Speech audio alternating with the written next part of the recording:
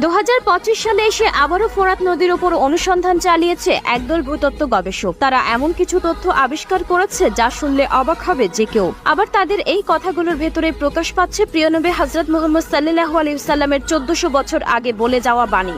অনেক মুসলিম গবেষক এটা দাবি করছে যে খুব শীঘ্রই সত্যি হতে চলেছে প্রিয় নবীর বাণী। প্রিয় দর্শক, আপনি যদি প্রিয় নবী হযরত মুহাম্মদ সাল্লাল্লাহু আলাইহি ওয়াসাল্লামের উম্মত হয়ে নিজেকে ধন্য মনে করেন, তবে অবশ্যই কমেন্ট বক্সে আলহামদুলিল্লাহ কমেন্ট করে যাবেন এবং চাঞ্চল্যকর তথ্য সকলের কাছে পৌঁছে দেবেন শেয়ার করার মাধ্যমে। এক ইতিহাস থেকে জানা গেছে 1862 সালে বা এর আশেপাশের সনে ফোরাত নদীর তীরে এক রাজা বসবাস করত, কিন্তু একটি বন্যায় সেই সাম্রাজ্য পুরো নিঃশেষ হয়ে যায় এবং ওই রাজার সকল ধন সম্পদ ফোরাত নদীতে মিলিয়ে যায় বলে দাবি করেছেন একদল গবেষক। এদিকে আমাদের প্রিয় নবী হযরত মুহাম্মদ সাল্লাল্লাহু আলাইহি ওয়াসাল্লাম 1400 বছর আগে বলেছেন ফোরাত নদীর নিচে স্বর্ণ দিয়ে ভরা রয়েছে। সেই স্বর্ণ তখনই পাওয়া যাবে যখন কিনা ফোরাত নদী শুকিয়ে যাবে। প্রিয় দর্শক, ভিডিওটি অবশ্যই শেষ পর্যন্ত দেখবেন, কেননা আপনাদের আজকে আমরা যা জানাতে চলেছি তা একদম মুসলিম হয়ে শোনা আপনার জন্য খুবই গুরুত্বপূর্ণ।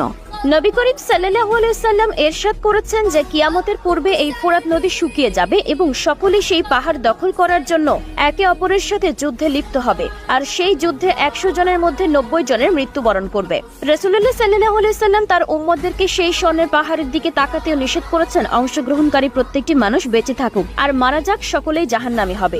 এজন্যই তোমাদেরকে আমি সতর্ক করে বলতে চাই, ভুলেও তোমরা ফোরাত নদীর সেই পাহাড়ের দিকে লোভ করবে না। বাইবেলে উল্লেখিত যে ফোরাত নদীর তীরে এক বিশাল দেহী রাজার সাম্রাজ্য ছিল এবং সময়ের বিবর্তনে তা ফোরাত নদী গ্রাস করে নেয় এবং সেই রাজার কফিনটিও নদী গর্ভে চলে যায়। এই নিয়ে অনেক মতবিরোধ থাকলেও এটি সম্পূর্ণরূপে সত্য নাকি মিথ্যা নিশ্চিত করে বলা যাচ্ছে না। গত 125 বছর ধরে গবেষকরা সেই রাজার সমাধিটি শনাক্ত করার চেষ্টা করছেন, কিন্তু এখনো পর্যন্ত তারা সফল হতে পারেনি। এজন্য গবেষকদের সম্ভবত ফোরাত নদী নিজের পথ পরিবর্তন করে নিয়েছে এবং ওই রাজার মৃতদেহ নদী গর্ভে বিলীন হয়ে গেছে।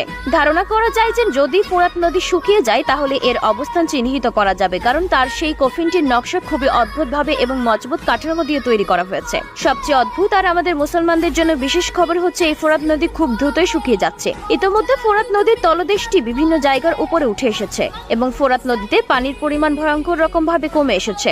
গবেষকরা ফোরাত নদীর তলদেশে পৌঁছানোর জন্য চেষ্টা করেছেন যাতে তারা ওই রাজার মৃতদেহটি শনাক্ত করে তা হতে গুপ্তধন আবিষ্কার করতে পারেন। যদি আমরা সেই গুপ্তধনের পরিমাণ সম্বন্ধে ধারণা করতে চাই তাহলে বাইবেল মোতাবেক বলা যায় যে এই খাজানা ভীষণ দামি।